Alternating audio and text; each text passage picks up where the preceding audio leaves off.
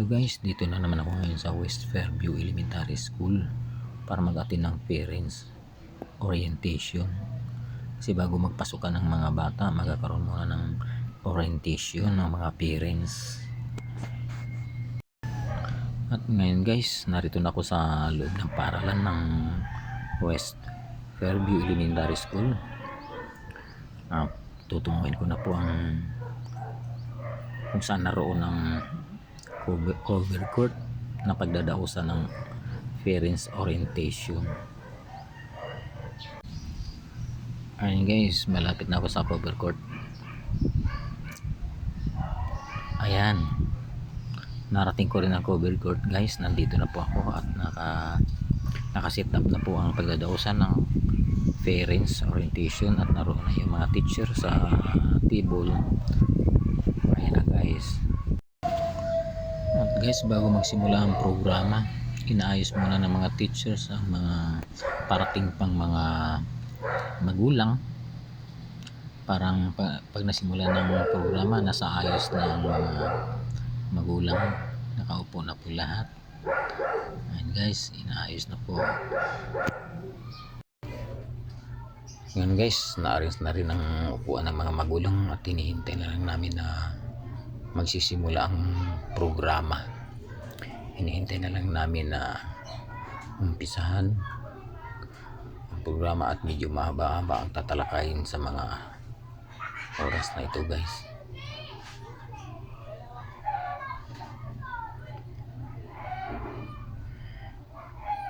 And maayos na po ang pagkakaupo namin lahat. Hintay na lang namin ng principal at teacher na simulan na ang programang ito. Handang-handa na po kaming makinig lahat. Ayan guys, ang dami namin. Ayan, mga magulang lahat po yan na nakikita natin sa likuran ko. Excited na po mag-attend ng parents orientation lahat. Again, good morning po dear parents. Welcome back to our school po. Masaya po ba ang lahat na magsisimula na ang klase? Parang hindi naman. Palakpakan nga dyan. Okay, so again, welcome po sa ating Parents General Orientation for grades 4, 5, and 6. Again, baka may naliligaw po dito parents ha? Parents lang po na may estudyante nag-aaral sa grades 4, 5, and 6. Tatawagin ko nga palakasan ng palakpak. Nasaan naman ang paaralan sa pamamagitan ng ating brigada, eskwela. Sino po ba dito ang nakapag-brigada?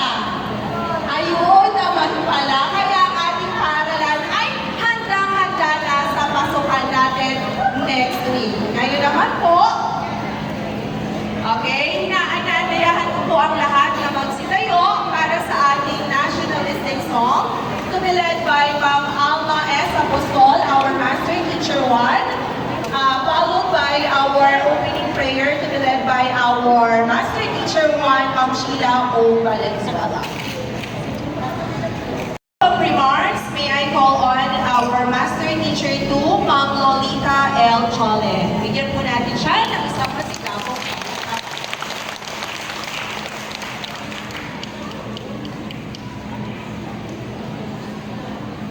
Ayan, dumadami na po tayo. Magandang umaga po sa ating lahat. Magandang umaga po, West Fairview Elementary School. Okay, so isang napakaganda. Maliit pa.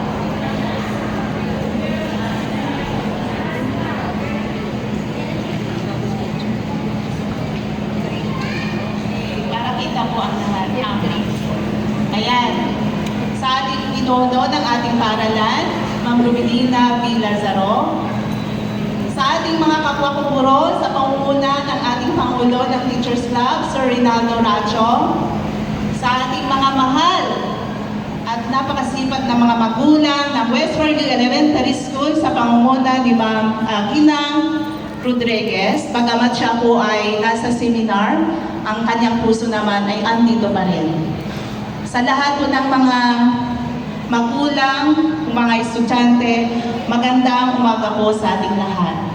Sa ngalan po ng West Fairview Elementary School ay nagpapasalamat po kami sa presensya ng bawat isa na nagbigay ng oras at nagpaistorbo sa kanilang mga trabaho upang samahan po kami sa pagbubukas ng panuruang ito o ang school year 2023-2024. Salamat po sa mga pagmamalasakit at kooperasyon. Kung kaya binigyan po ninyo ng diin ang tinatawag na support o pagmamalasakit sa ating mga mag-aaral. Bigyan po natin ang salitang diin, ang salitang matatag, kung saan ito po yung adhikain o minimithi ng ating Department of Education, na maitatag po natin sama-sama ang ating mga mag-aaral mula doon sa mga pinag-umpisahan, doon sa mga pagsubok na naranasan sa panahon ng pandemya. Tayo po ay kasalukuyang bumabangon. Kaya maraming salamat at gusto po ninyong itatag ang tinatawag na koneksyon ng paaralan at ang pamilya. So ang Salamat po, Ma'am Cholin. Okay, ngayon naman po ay tawagin natin ang ating pinakamamahal na principal para sa kanyang special message para sa bawat isa. May I call on our Principal 4, Dr. Roblina B. Lazaro. A round of applause, please. Dito rin ako kasi maliit ako eh. Okay. Isang magandang umaga po sa ating lahat. Good morning! Nakikita niyo na ako, di ba? Pasensya na sa kulay ko, yan na yan eh. Kulay Ilocana. Ilocanang tunay to. Naimbang na bigat yung amin ako. O, di ba? Ilocana talaga. Okay, so yung mga parents natin na walang upuan, nandyan ba? Yan, sige. Registration, ikot na lang po kayo para lahat ay maka-attendance. Registration committee. Ikot na lang kayo para lahat ay makapag-attendance. Okay, so muli isang magandang umaga po sa ating lahat. Binabati ko po ang mga kaguruan po natin mula sa ating mga master teachers. Siyempre, ang ating mga grade chairman. Kasama po ang buong kalimunan ng West Fairview Elementary School Teaching Force sa pangunguna po ng kanilang Teachers Club President, Sir Ray Racho. At syempre, isang maalab din na pagbati po para sa lahat ng mga magulang na nagbigay ng kanilang oras sa umagang ito. Maraming salamat po sa pagbibigay nyo, pag-unlak nyo ng paanyaya namin sa umagang ito para po mapag-usapan po natin ang nalalapit na pasukan. So, ilang tumbling na lang po, ilang tumbling na lang. Magpapasukan na sa Tuesday na po, wala na pong 7 araw kasi Wednesday na po ngayon. Wala na pong isang linggo na magkita-kita na po tayo ulit sa susunod na linggo para sa first day of classes. Sa ating mga SPTA officers, sa pangunguna po ng ating SPTA President, sa Mrs. Floribel Rodriguez, na nasa seminar ngayon. Akala nyo teachers lang ang nagse-seminar. Parents din po, kasi nga po ay tugtungan ko lang yung sinabi ni Ma'am Lolit kanina, ugnayang paaralan at tahanan. Diba? Yun po yung kailangan natin ngayon.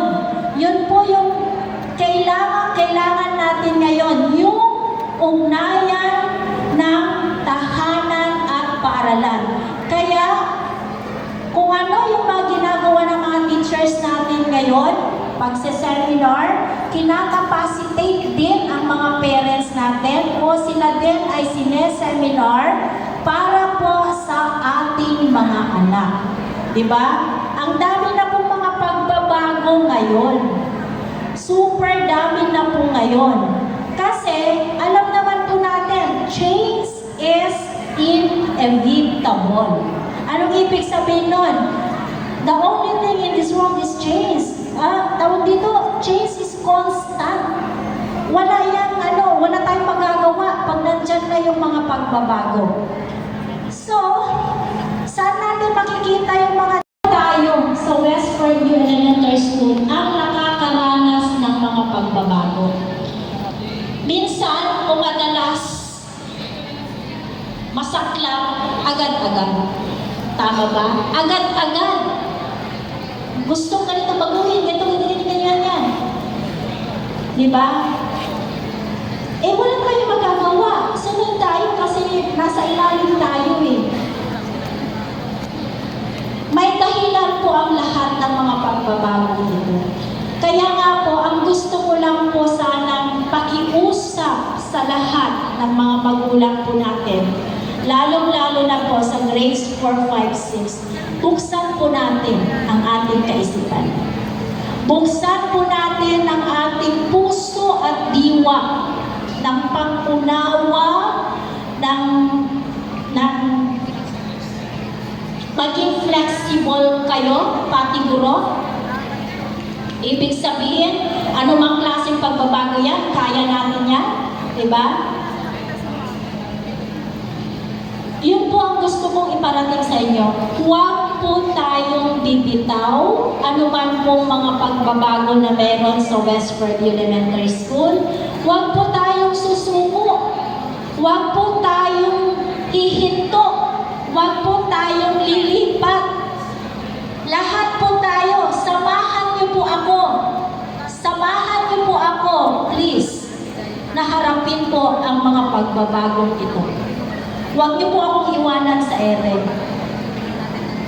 And I want to say that this is just temporary.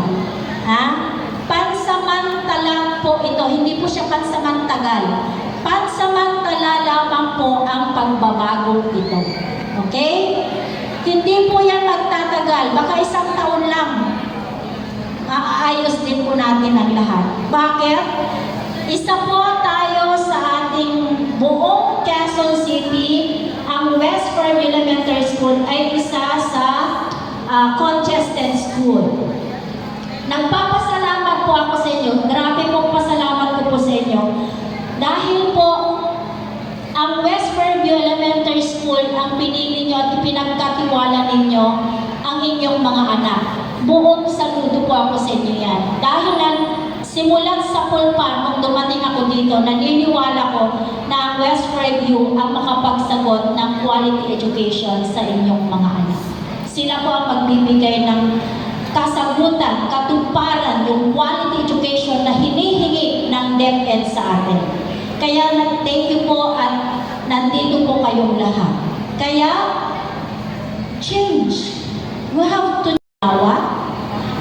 malawak na pag-intindi, huwag bibitaw, kapit lang tayo, samahan niyo po kami.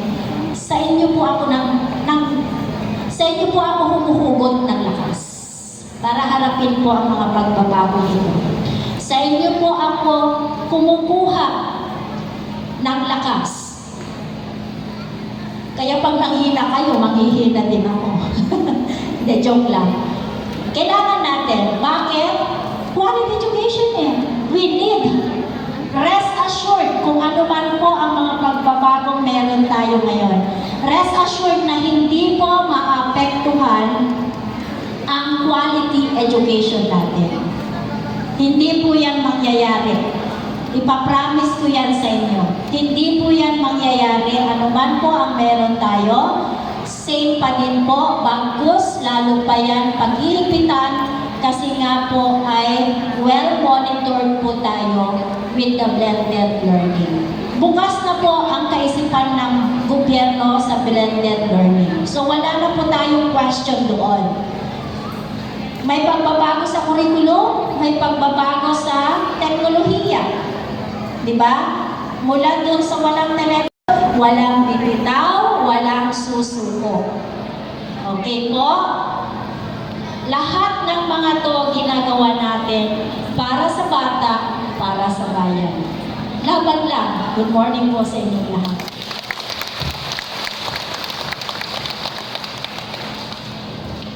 Thank you, Ma'am Lazaro.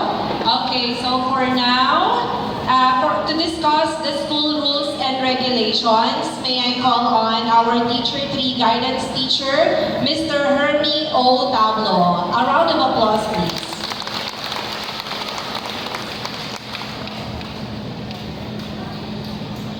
Sa ating pong butihing punong guro na si Dr. Pilina V. Lazaro, sa ating mga dalaguro, mga kasamahan kong guro, at sa inyo minamahal kong mga magulang, isang maganda at mapagpala pong umaga sa ating lahat. Naniniwala po ba ang lahat na kapag walang batas tayong sinusundan, ano po ba ang na ating mga principal, nagkukulang talaga ang ating classroom sa ngayon at hindi naman natin pwede basta na lang nasabihin na lang kulang eh. So, hindi pwede natin sabihin wala tayong solusyon. Though meron ng paparating ayon sa isang tauhan ng ating mayor na may darating naman na ipagagawang building pero kailangan natin aksyonan kung ano meron tayo ngayon. Sige po ma'am, pakilipat po ang ating presentation. So, may ipapakita ako sa inyong datos. Dito makikita natin, unawain natin, ano ba yung naging sitwasyon? Bakit tayo napunta sa blended learning? Ma'am, pakita po natin yung datos. Ayan, medyo maliit lang po, no? Pero kung makikita nyo po dito, ayan. Okay ma'am, thank you.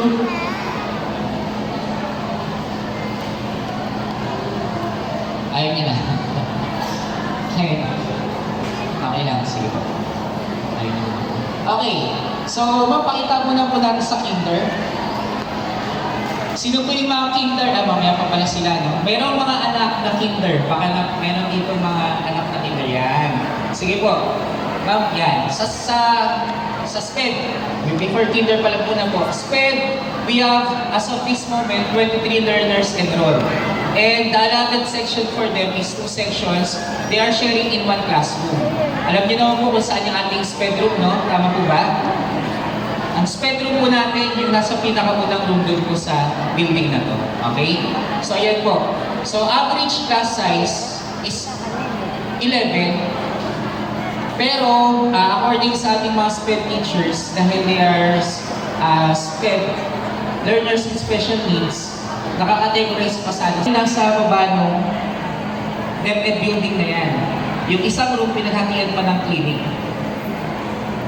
Actually, 3 room lang dapat yan. But since ang dami ng kinder, dinivide ng hinati. So, meron dyan 5 hinating classroom. Ang standard size ng kinder po talaga, meron sa isang klase, 25 classroom. Yun ay, yung sinasabi kong 25 to 30, kapag isang buong classroom ang gagamitin nila. Hinati. So kung may imagine natin, talagang magsisiksikan sila.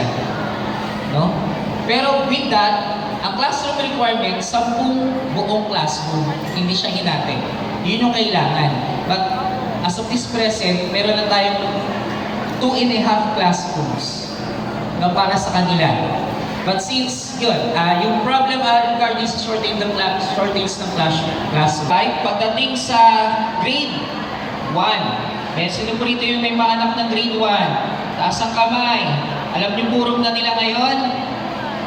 Opo, doon din po, no? DepEd building. Mga classroom natin po ba doon buo? Buo po ba? Hindi. Hindi, no? Hinati din. So, sa grade 1, merong expected enrollment na 552. And they created 17 sections. As of this moment, dati nakaraan 18, ngayon 17 lang. Pero supposedly, dalawang shift sila. Merong 8 to 12, 9 to 2, 2 to 6. May ganun schedule sila. But according to the SES natin, yung Assistant Superintendent ng Division Office po natin, hindi sila pumayag. Sa kadahilan na, mga bata na sila, mas maliliit sila. So binigyan natin sila ng prioritization na sila ay mag-isang shift lang. Halimbawa, afternoon lang sila lahat. Nakita niyo na po ba yung class schedule nyo? Lahat kayo afternoon, tama po ba sa grade 1? So ang nangyari, with that kind of At guys, pagkatapos magsalita ating speaker at ako'y uuwi na po, papunta na po ako ng registration table para po mag-attendance. At marami pong salamat guys sa panonood din sa aking video at sa inyong walang sawang pagsuporta ng aking video. Marami pong salamat.